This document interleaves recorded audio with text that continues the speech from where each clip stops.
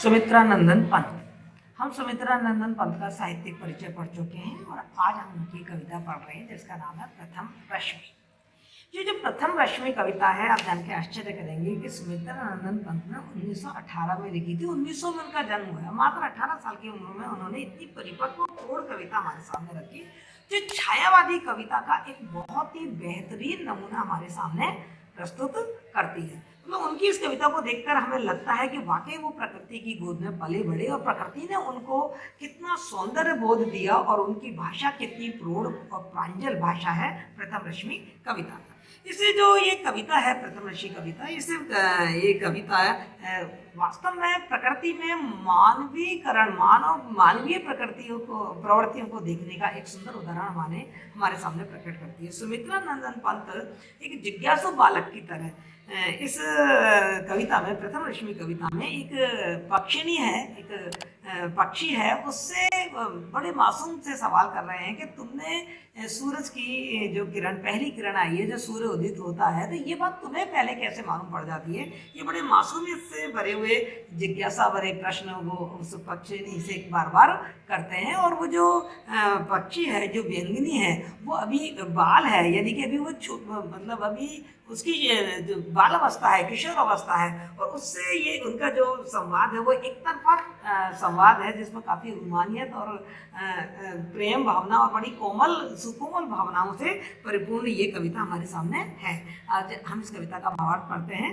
प्रथम रश्मि का आना रंगणी, तूने कैसे पहचाना, कहाँ कहाँ है बाल विहंगिनी, पाया तूने यह गाना। देखिए प्रश्न पूछा है सुमित्रा नंदन पंत ने उस जो वो पक्षी है, उस चिड़िया को, जो बालिका चिड़िया है, उस बालिका चिड़िया को संबोधित करते हुए कवि पंत कह रहे हैं, हे रंगणी। रंगणी मतलब बहुत रंगों वाली जो चिड़िया है, उसमें नाना प्रकार के रंग हैं। तो नाना प्रकार के रंगों वाली हे बालिका चिड़िया, मुझे ये बता दो कि तुमने कैसे पहचाना, तुम्हें कैसे पहचान हो गई कि प्रथम रश्मि आने वाली है, यानी कि सूर्य उदित हो चुका है। और सूर्य उदित होते ही जो उसकी पहली किरण आई है, तुम्हें उसके बारे में कैसे मालूम पड़ गया? क्योंकि अभी तक तो जनता, पूरी जो दुनिया है, उसको उसके बारे में नहीं मालूम है, लेकिन तुम्हें कैसे मालूम है? अब मैं यहाँ आपको ये बता दूं कि जैसे सूर्य उदय होता है तो जो चिड़िया होती है वो कलरव करने लग जाती है। और सुमित्रा नंदन पंत उन्हीं कलरव करती हुई चिड़ियों को देखकर ये कल्पना करते हैं कि इन चिड़ियों को ये मालूम पड़ गया है कि सूर्य उदय हो चुका है और ये सारे संसार को जगाने के लिए कलरव शुरू कर रही है। तो इस दुनिया में सबसे पहले चिड़िया को ये मालूम पड़ता है कि सूर्य की पहली किरण आने वाली है। कहाँ कहाँ है बाल विहंगिनी, पाया तूने ये गाना। वो आगे प्रश्न पूछते हैं कि ये जो तुम गाना गा रही हो, इतना जो मधुर गाना गा रही हो, उसे ये सुकोमल और मधुर गाना तुमने कहाँ से गाना सीखा है? ये जिज्ञासा प्रकट सुमित्रा नंदन पंत हमारे सामने कर रहे हैं कि इतना सुंदर गायन तुमने कहाँ से सीखा है। और वास्तव में जो सुबह सुबह जब चिड़िया और पक्षी जब कलरव करते हैं, तो वो कलरव हमारे कानों को बहुत ही मीठा और बहुत ही कर्णप्रिय लगता है। और यही कर्णप्रियता और मधुरता की बात यहाँ पर सुमित्रा नंदन पंत ने हमारे सामने रखी है। आगे वो कहते हैं कि सोई थी तू स्वप्न नीड़ में, पंखों के सुख में छिपकर, ऊँग रहे थे घूम द्वार पर, प्रहरी से जुगनू नाना। वो कह रहे हैं कि जब भोर नहीं हुई थी, उस भोर से पहले तुम खुद अपने स्वप्न नीड़ में, अपने स्वप्न मतलब तुम अपने घोंसले में सपनों में खोई हुई थी, यानी कि तुम अपने घोंसले में खुद सोई हुई थी और सुंदर सुंदर सपने देख रही थी। और सोते समय तुमने क्या किया था? पंखों के सुख में छुपकर, और तुम्हारी नींद इतनी मीठी थी और इतनी सपनों में तुम खोई हुई थी कि तुम बहुत तो सुख और आनंद का एहसास कर रही थी। तुम सुख और आनंद के पंखों रूपी जो पंख थे, सुख रूपी और आनंद रूपी जो पंख थे, उसमें छुपकर सोई हुई थी, यानी कि उन पंखों से तुमने अपने आप को ढक रखा था। इसका मतलब यह है कि जो पक्षिणी है वो खुद सुख में डूबी हुई, उसका जीवन बड़ा सुख में है। ऊँग रहे थे घूम द्वार पर, प्रहरी से जुगनू नाना। और जब तुम सो रही थी तो ऐसा लग रहा था कि जैसे तुम्हारा कोई पहरेदारी कर रहा है, तुम्हारी कोई चौकीदारी कर रहा है, वो कर रहा है जुगनू। क्योंकि हम जानते हैं कि रात में जुगनू होते हैं, वो आसमान में घूमते रहते हैं चारों तरफ। तो कभी ये कल्पना कर रहा है कि जुगनू जो घूम रहा है, एक्चुअल में वो उस घोंसले में सोती हुई चिड़िया की सुरक्षा कर रहा है, वो उसकी सुरक्षा प्रहरी है। तो वो जुगनू को उन्होंने नाना के नाम से, नाना मतलब नए नए तरीके के जो जुगनू हैं, वो उस जो पक्षिणी है उसकी रक्षा कर रहे हैं। मुझे यहाँ पर एक अर्थ और भी दिख रहा है, क्योंकि जो नाना बाबा होते हैं वो वास्तव में जो बच्चे होते हैं उनकी सुरक्षा करते हैं। तो जुगनू नाना बनकर उनकी उस जो चिड़िया की है, सोती हुई चिड़िया की पहरेदारी कर रहे हैं, उसकी सुरक्षा कर रहे हैं। आगे वो कहते हैं कि शशि किरणों से उतर उतर कर भू पर काम रूप नवचर चूम नवल कलियों का मृदुमुख सिखा रहे थे मुस्काना। और फिर वो कह रहे हैं कि जो भोर का जो समय है उसका वर्णन करते हुए पंत ये कह रहे हैं, दृश्य हमारे सामने एक उपस्थित कर रहे हैं। बड़ा मतलब पूरी कविता में हम देखेंगे बहुत सारे दृश्य हैं जो कवि ने हमारे सामने मूर्त कर दिए हैं, जो सुबह के समय के जो दृश्य हैं। तो ये दृश्य विधान इस कविता की एक खास विशेषता रहा है। तो ये दृश्य ये है कि शशि किरणों से, शशि माने चंद्रमा, शशि किरण का मतलब हो गया चांदनी, चांदनी से उतर उतर कर भू पर काम रूप नवचर, जो नवचर है जो आसमान में जो विचरण करते हैं वो चांदनी के माध्यम से कहाँ उतर रहे थे, धरती पर उतर रहे हैं। शशि किरणों से उतर उतर कर भू पर काम रूप नवचर चूम नवल कलियों का मृदुमुख सिखा रहे थे मुस्काना। मतलब नवचर जो आकाश में रहते हैं, यानी कि इस समय जो बादल है। अब आप ये देखिए, एक मतलब थोड़े से सुबह के दृश्य को की कल्पना कीजिए कि जो सुबह का दृश्य होता है उसमें क्या होता है कि जो आसमान में बड़ी नमी छाई होती है, जो बादल होते हैं उनमें बड़ी नमी होती है और वो नमी ओस के रूप में नीचे आ जाती है और वो फूल पत्तों और जो पत्तियां होती हैं उन पर अपना स्थान बना लेती है। ये हमने देखा अपनी आंखों से। और उसी दृश्य को देखते हुए कह रहे हैं कि शशि किरणों से उतर उतर के ऐसा लग रहा है कि जो बादल हैं वो चांदनी की किरणों पर सवार होकर नीचे जमीन पर उतर रहे हैं। काम रूप का, काम रूप मतलब बहुत ही सुंदर रूप धारण करके, बिल्कुल काम रूप, जैसे अब जो कामदेव होता है और जो अपनी इच्छा के अनुसार अपना शरीर बदल लेता है, अनेक रूप धारण कर लेता है, ऐसे बादल भी उस बूंद का रूप धारण करके और इस धरती पर उतर रही हैं। चूम नवल कलियों का मृदुमुख, और चूंकि वो बादल की जो बूंदें हैं वो कलियों के ऊपर आकर बैठ गई है, तो ऐसा कल्पना कर रहे हैं पंत जी कि जैसे वो जो नई नई जो कलियां हैं जो अभी खिली भी नहीं है, उन कलियों के मुखों को चूम रहे हैं और उनको खिलना सिखा रहे हैं। जैसे सुबह होती है तो कलियां क्या होती है, खिलने लगती हैं। तो ऐसा लगता है कि जैसे वो बादल उसके रूप में नीचे आए और वो कलियों के मुख पर बैठे, उन्होंने कलियों के मुखों को चूमा और उनको फिर खिला दिया। मुस्कुराने का मतलब क्या है, खिला दिया। तो इस तरीके से वो कलियों को मुस्कुराना सिखा रहे हैं। जो बादल है आंसू का रूप धारण करके चांदनी के साथ नीचे जमीन पर आ गए हैं। आगे वो कह रहे हैं कि स्नेहहीन तारों के दीपक श्वास शून्य थे तरु के पात विचर रहे थे स्वप्न अवनी में तमने था मंडप ताना। और था क्या, सुबह की जो स्थिति है वो दृश्य वो हमारे सामने रख रहे हैं कि आकाश में इस समय जो तारे हैं वो टिमटिमा रहे हैं, क्योंकि अब सुबह होने वाली है। तो आकाश के जो तारे हैं वो क्या पड़ते जा रहे हैं, मध्यम पड़ते जा रहे हैं, उनकी रोशनी कम पड़ती जा रही है। तो जो स्नेहहीन, स्नेह मतलब तेल, स्नेह का मतलब क्या है यहाँ पर, तेल। जैसे दीपक में से जब तेल रीतने लगता है तो वो टिमटिमाने लगता है, उसकी रोशनी कम हो जाती है। तो स्नेहहीन तारों के दीपक, तो उन्होंने तारों को वो दीपक बताया है जिसमें से अब तेल खत्म होता जा रहा है, इसलिए उनकी रोशनी कम हो गई है। और सुबह के समय जो तारे होते हैं वो क्या होता है, उनकी रोशनी कम हो जाती है क्योंकि सुबह होने वाली होती है, तो तारों की जो चमक होती है वो कम हो जाती है। श्वास शून्य थे तरु के पास, और जो पेड़ पौधे थे जमीन पर उनके जो पत्ते थे वो भी श्वास शून्य थे, अर्थात वो हिलडुल नहीं रहे थे, हवा नहीं चल रही थी। वो क्या थे, बिल्कुल तरु के जो पात है, पेड़ के जो पत्ते हैं वो बिल्कुल शून्य थे और हिलडुल नहीं रहे थे। ऐसा लग रहा था जैसे वो भी श्वास नहीं ले रहे थे। विचर रहे थे स्वप्न अवनी में तमने था मंडप ताना। और सूर्य उदय से पहले क्या था कि पूरे जो संसार है उसमें तम माने अंधकार, अंधकार ने मंडप तान रखा था, अर्थात चारों तरफ अंधकार ही फैला हुआ था, हवा रुकी हुई थी, अंधकार चारों तरफ फैला हुआ था।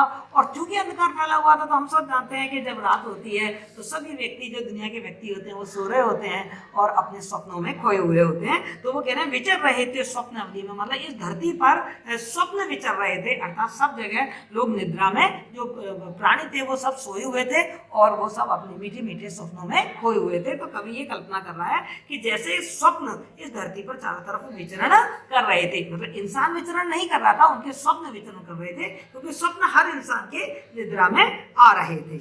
आगे कवि कहते हैं कि कुकुटी सहसा तरुवासिनी, और जब ऐसा ऐसा समय था जब चारों तरफ अंधकार छाया हुआ था, और हवा शांत थी, हवा चल नहीं रही थी, और जो स्वप्न थे वो सारी धरती पर घूम रहे थे, उसी समय कूक उठी। कूकना मतलब पक्षी का बोलना, पक्षिणी का बोलना। उसी समय तुम कूक उठी सहसा तरुवासनी, तुम पेड़ पे रहने वाली। तरुवासनी किसको कहा है? चिड़िया को कहा है। यहाँ पर आप उनको चिड़िया के बारे में उन्होंने बहुत अच्छे अच्छे नए नए संबोधन हमें देखने को मिलेंगे कि उन्होंने चिड़िया को क्या क्या संबोधन दिया है। उसने तरुवासनी कहा है। क्यों? क्योंकि वो पेड़ पर घोंसला बना के रहती है। तरु मतलब पेड़, पेड़ पे रहने वाली। उसी तुम्हें अचानक तुम कूक उठी, मतलब किसी को भी मालूम नहीं था कि कोई प्रथम रश्मि आने वाली है या सूर्य उदित होने वाला है। चारों तरफ तो अंधकार छाया हुआ था और तुम अचानक कूक उठी, क्योंकि तुमको ये एहसास हो गया था कि सूर्योदय होने वाला है और तुमने प्रथम रश्मि का जो आगमन है उसको महसूस कर लिया था। गातु स्वागत का गाना, और जब तू कूक रही थी तो ऐसा लग रहा था जैसे कोई तू मतलब जो नया दिन आने वाला है उस नए दिन के स्वागत में तू कोई स्वागत गान कर रही है, क्योंकि अब सारी दुनिया जगने वाली है, सारी दुनिया अब उठने वाली है, एक नया सवेरा आने वाला है, तो उसके स्वागत में तू जैसे गा रही हो। किसने तुझको अंतर्यामिनी बतलाया उसका आना। और फिर यहाँ चिड़िया को वो अंतर्यामिनी कह रहे हैं कि जो तुम अंदर की बातों को भी जान लेती हो, जो सारी दुनिया नहीं जानती है, ऐसी हृदय की बातों को भी तुम जान लेती हो। तुमने प्रथम रश्मि के हृदय की बात, तुमने सूर्योदय के हृदय की बात को भी तुमने कैसे पहचाना और कैसे जाना कि वो प्रथम रश्मि अब इस धरती पर आने वाली है। क्लियर?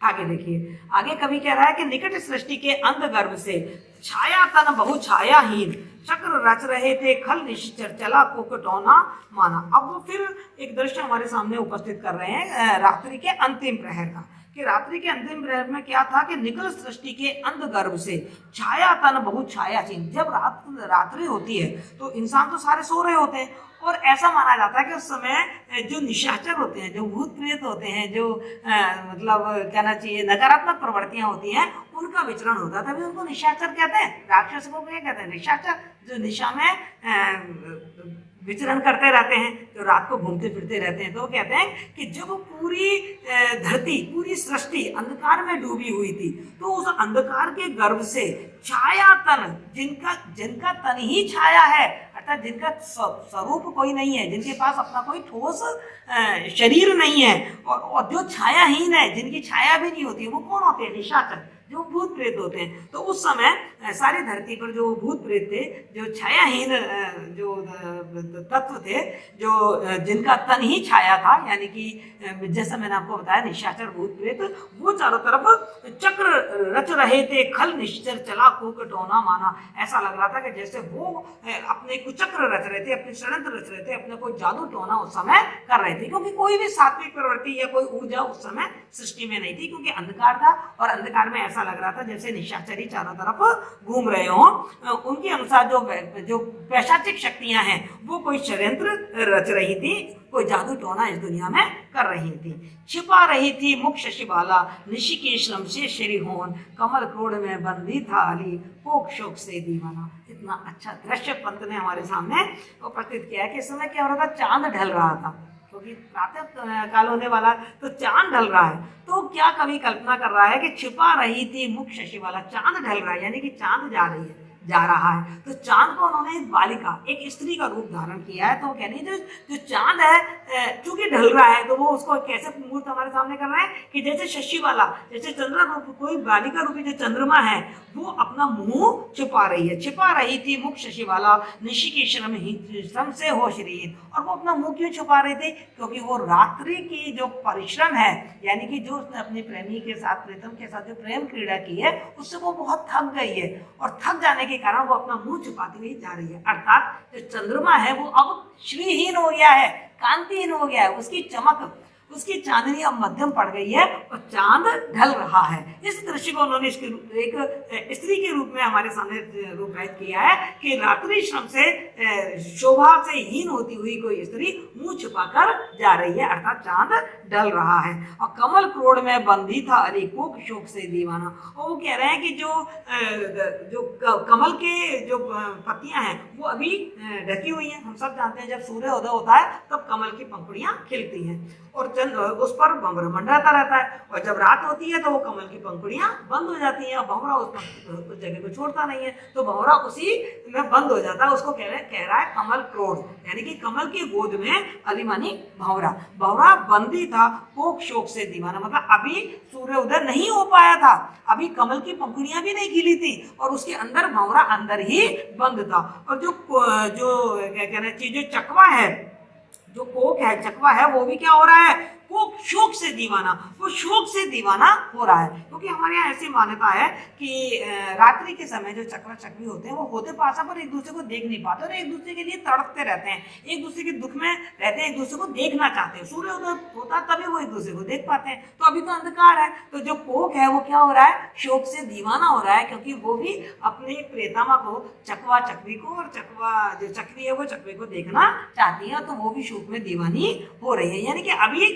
रात्रि का अंतिम प्रहर चल रहा है, उसका दृश्य पंत जी ने हमारे सामने रखा है। आगे वो कहते हैं, मूर्छित थी इंद्रियां, स्तब्ध जग, जड़ चेतन सब एकाकार, और शून्य विश्व के उर में केवल सांसों का आना जाना। उन्होंने कहा कि पूरी धरती सोई हुई थी, मूर्छित थी इंद्रियां, सारी इंद्रियां मूर्छित थी, अर्थात सारे इंसान सोए हुए थे। इंसान सोए थे तो उनकी जो भी इंद्रियां, आंख नाक कान, वो कुछ काम तो कर नहीं रहे थे, वो सब मूर्छित थी, यानी कि उनमें कोई चेतनता नहीं थी। और जग स्तब्ध था, सारी दुनिया भी स्तब्ध थी, उसमें भी कोई हलचल नहीं थी। और जड़ चेतन सब एकाकार, और चूंकि रात्रि थी और इंद्रियां मूर्छित थी, जग स्तब्ध था, तो जड़ और चेतन उनमें कोई अंतर नहीं कर पा रहे थे। जड़ और चेतन एकाकार हो गया था, मतलब हम ये अंतर ही नहीं कर पा रहे थे कि क्या चीज तो जड़ है और क्या चेतन है, क्या सजीव है और क्या निर्जीव है। सजीव और निर्जीव सारी वस्तुएं एकाकार हो गई थी, क्योंकि जो सजीव थे वो भी क्या थे, निद्रामग्न थे, और निद्रामग्न होने के कारण उनकी इंद्रियां मूर्छित थी, और जो जग था वो पूरा स्तब्ध था, अर्थात वहां कोई गतिशीलता या कोई हलचल नहीं थी। शून्य विश्व के उर में केवल सांसों का आना जाना। वो कहते हैं जो ये दुनिया है, इस पूरे ब्रह्मांड में केवल एक काम हो रहा था, सांसों का आना जाना। क्योंकि इंसान सोता जरूर है लेकिन उसकी सांसें तो चलती रहती है ना, तो वो कहते हैं केवल एक ही गतिविधि हो रही थी पूरी दुनिया में, और वो ये हो रही थी कि जो हृदय में जो सांस आ रही है जा रही है, जो लोग सांस ले रहे हैं, केवल दुनिया में वही जीवंतता का प्रतीक था। तूने ही पहले बहुदर्शिनी, अब यहाँ चिड़िया को क्या बोल दिया, बहुदर्शिनी, तो तू सबको देख लेती है, मतलब सब लोग ना, हम लोग नहीं देख पाते हैं, पर तू तो सबको देख लेती है, तो उस प्रथम रश्मि को भी देख लेती है, तो उस निशाचरों को भी देख लेती है, तो इस दुनिया में जो जड़ चेतन है उस सबको देख लेती है। तूने ही पहले बहुदर्शिनी गाया जागृति का गाना। हे बाल, जो चिड़िया है उसको उन्होंने बहुदर्शनी के रूप में संबोधित करते हुए कहा है कि तूने ही सबसे पहले जागृति का गाना गाया, अर्थात सब सोए हुए थे पर तू ही सबसे पहले उठी और उठकर तूने जागृति का गाना गाया, अर्थात अब चहचहाना शुरू कर दिया। श्री सुख सौरभ का नवचारणी गूंथ दिया दाना बना। और उन्होंने चिड़िया को फिर एक संबोधन दिया, नवचारणी, आकाश में विचरण करने वाली, उड़ती रहती है ना चिड़िया, तो उसको नवचारणी कहा है कि हे नवचारणी, तूने ही श्री सुख और सौरभ, सौरभ मानी महकना, क्योंकि सुबह जब होती है तो सारे फूल खिल जाते हैं, फूल खिल जाते हैं तो उनका परागकण चारों तरफ जो हवा है उस पर फैल जाती है, तो हवा बहुत सुगंधित हो जाती है। तो तू ही शोभा, श्री मानी शोभा, सुंदरता, सुख और सुगंध का ताना बाना बूझने वाली है, यानी कि तूने ही जागृति का गीत गाया, जागृति का गीत जब गाया तो सारी दुनिया जग गई, और जब सारी दुनिया जग गई तो सारी दुनिया में शोभा और सुख और जो सौरभ है, जो सुगंध है, उसका ताना बाना यानी कि उसका प्रसार तूने सारी दुनिया में कर दिया। निराकार तम मानो सहसा, ज्योति पुंज में हो साकार, बदल गया दुर्त जगत जाल में, धर कर नाम रूप नाना। और यहाँ वो एक बहुत ही अच्छा दृश्य हमारे सामने प्रकट कर रहे हैं, पंत जी रख रहे हैं हमारे सामने। वो कह रहे हैं कि देखो जब अंधकार होता है, रात होती है तो चारों तरफ अंधकार छाया होता है, और जब अंधकार छाया होता है तो जो अंधकार का तो कोई रूप होता नहीं है, वो तो रूप विहीन होता है जो अंधकार होता है, अंधकार में तो हमें कुछ भी दिखाई देता नहीं है। तो निराकार तम, इसलिए तम को क्या कहा उन्होंने, निराकार, क्योंकि अंधकार में तो काला काला दिखता है, चारों तरफ उसका कोई आकार है ही नहीं। निराकार तम मानो सहसा, उत्प्रेक्षा अलंकार, वो कह रहे हैं अचानक जो निराकार, जैसी सुबह हुई और तूने गाना शुरू किया तो जो निराकार तम था, जिसका कोई रूप नहीं था, वो अंधकार ज्योति पुंज में हो साकार, वो जो अंधकार है वो ज्योति पुंज में साकार होकर हमारे सामने आ गया। अब देखिए, आप कल्पना कीजिए कि जब सुबह रात का अंधेरा है, और जैसे ही सूर्य उदय होता है तो उसकी जो रोशनी होती है वो धीरे धीरे धीरे धीरे दुनिया की हर चीज पर पड़ने लगती है। पेड़ पे, पौधों पर, खेत पर, घर में, व्यक्तियों पर, सड़कों पर, हर जगह वो उसकी रोशनी पड़ती रहती है। तो ऐसा लगता है कि जैसे कोई ज्योति पुंज बाहर निकल के आ रहा हो, अंधकार के तम में से कोई ज्योति पुंज बाहर निकल के आ रहा हो, क्योंकि धीरे धीरे अंधकार छटने लगता है और जो दुनिया की चीजें होती हैं वो हमारे सामने प्रकट रूप में आ जाती हैं। बदल गया द्रुत जगत जाल में, और पूरा जो जगत है, पूरी जो दुनिया है, दर कर नाम रूप नाना, और फिर जगत की सारी वस्तुएं हमारे सामने प्रकट हो जाती है। अभी तो अंधकार था तो हमें किसी वस्तु का नाम भी नहीं मालूम था, ना जानते थे, और फिर जब वो वस्तुएं सब साकार होकर हमारे सामने आती हैं तो वो ये घर है, ये पक्षी है, ये पेड़ है, ये फूल है, ये पत्ती है, ये पानी है, ये तालाब है, ये कुआं है ना, ये स्त्री है, ये पुरुष है, ऐसे नाना रूप धारण करके पूरी जो दुनिया है, पूरा जो जग है वो हमारे सामने साकार होकर आ गया है। आगे वो कहते हैं, शीर उठे पुलकित हो ध्रुमदल, सुप्त समीकरण हुआ अधीर, और झलका हास कुसुम अधरों पर हिल मोती का सा दाना। वो कह रहे शीर उठे पुलकित हो ध्रुमदल, ध्रुमदल मतलब पेड़ों के जो डालियां हैं और जो पेड़ों के तने हैं, पेड़ों की जो डालियां हैं, पेड़ों का जो सौरभ है, वो सब सिहर उठे, अर्थात वो भी, इसका मतलब क्या हुआ, हवा चलने लगी, और हवा चलने लगी तो पेड़ों की पत्तियां, पेड़ों की डालियां भी सिहर उठे, हिल रहे हैं। उसको देखकर कवि कल्पना कर रहा कि जैसे वो भी इतने ज्यादा खुश हो गए, खुश होकर वो भी सिहर उठे, कंप कपाने लगे। मतलब जो पेड़ है वो बहुत ही प्रसन्न हो गए, यानी कि हमारे सामने जो पेड़ पौधे हैं वो भी बहुत ही सुंदरता के साथ प्रकट हो गए हैं। सुप्त समीकरण हुआ अधीर, और अभी हमने देखा था थोड़ी देर पहले कि हवा बिल्कुल शांत थी, हवा नहीं चल रही थी, लेकिन जो सोता हुआ समीकरण, समीकरण मतलब हवा, जो हवा सोई हुई थी, जो वायु सोई हुई थी, वो वायु भी अधीर होकर चलने लगी, यानी कि प्रातः काल में हवा भी चलने लगती है। और जब हवा है ना, मंद सुगंधित जो हवा है, शीतल हवा सुबह सुबह चलने लगती है, और उसी हवा से ही जो ध्रुमदल थे वो भी पुलकित हो गए, पुलकित होकर वो भी सिहर उठे, अर्थात वो भी हिलने डुलने लगे। झल का हास कुसुम अधरों पर हिल मोती का सा दाना, और जो मुस्कुराहट है, जो मुस्कान है, वो मुस्कान जो पेड़ पौधे हैं उनकी पत्तियों पर, फूलों की पत्तियों पर ओस के रूप में दिख रहा है ना, हिल मोती का सा दाना, मोती के दाने की तरह वो ओस आकर उन पेड़ पौधों की पत्तियों पर, फूलों की पत्तियों पर जमी हुई है।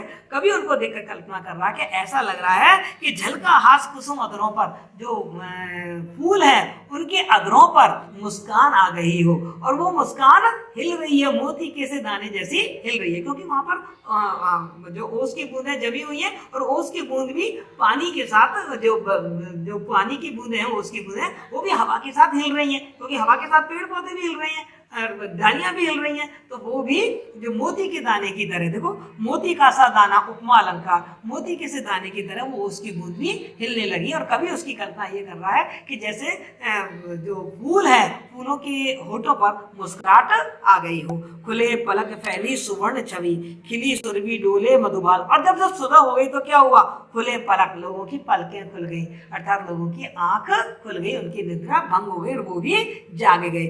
फैली सुवर्ण छवि, और चारों तरफ सुनहरी छवि फैल गई। जब सूर्य उदय होता है तो सूर्य उदय की जो सुबह सुबह की जो किरणें होती हैं, हम सबको मालूम है कि सुबह की किरणें पीले रंग की होती हैं, स्वर्णिम रंग की होती हैं, और वो स्वर्णिम जो किरणें हैं वो पूरी दुनिया में छा गई है। इसलिए कवि कह रहा है कि फैली सुवर्ण छवि, सुनहरी जो शोभा है वो चारों तरफ फैल गई है। खिली सुरभि, सुरभि का मतलब है सुगंध, और चूंकि सुबह हुई है फूल खिल गए हैं, फूल खिल गए तो उनके परागकण सब तरफ हवा में चारों तरफ बिखर गए हैं, तो सुगंधित हवा चारों तरफ फैल रही है, तो चारों तरफ महकी महक और खुशबू दिखाई दे रही है। और डोले मधुबाल, और छोटे छोटे जो भंवरे हैं वो भी चारों तरफ डोलने लगे। अभी थोड़ी देर पहले हमने पढ़ा था कि जो भंवरे हैं वो कमल की पत्तियों के अंदर बंद है, लेकिन अब कमल की पत्तियां खिल गई हैं सूर्य उदय होते ही, तो जो भंवरे हैं वो भी चारों तरफ घूम रहे हैं। यहाँ पर मधुबाल का मतलब यह है कि जो बालक शिशु हैं, जो बालक भंवरे हैं, वो बालक भंवरे भी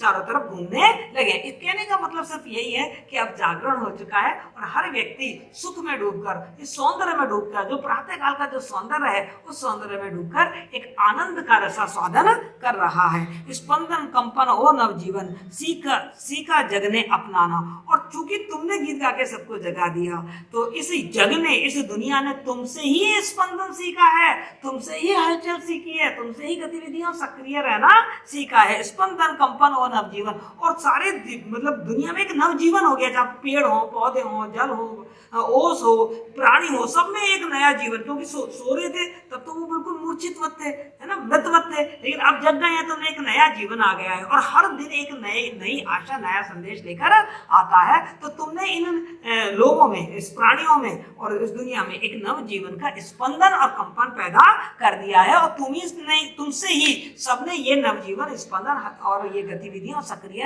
रहना सीखा है। प्रथम रश्मि का आना रंगनी, तूने कैसे पहचाना, कहाँ कहाँ है बाल विहंगनी, पाया यह स्वर्गिक गाना। स्वर्ग जैसा, स्वर्गिक गाना मतलब स्वर्ग जैसा, कहते हैं ना स्वर्ग में सारे सुख और आनंद होते हैं। स्वर्ग में इंद्र का राज होता है, वहाँ अप्सराएं होती हैं, और वहाँ बड़ा सामवेद का गान चलता रहता है, और बड़े मधुर मधुर संगीत होते हैं। ऐसा स्वर्ग यहाँ प्रतीक है सुख का। ऐसा सुख देने वाला, ऐसा आनंद देने वाला गाना तूने कहाँ से सीखा। हे प्रथम रश्मि का, जो सूर्य की उदय होने के बाद जो प्रथम रश्मि धरती पर आ रही थी, उस प्रथम रश्मि के आगमन की सूचना तुम्हें कहाँ से मिली। विभिन्न रंगों वाली चिड़िया, ये बताओ। ये जिज्ञासा पंत ने इस कविता में रखी है, और जिसका नाम है प्रथम रश्मि। मैं इसकी काव्यगत विशेषताएं आपको सब पहले ही बता चुकी हूँ, तो वो काव्यगत विशेषताएं आप इसमें जोड़ दीजिए, भावार्थ मैंने आपको समझाई।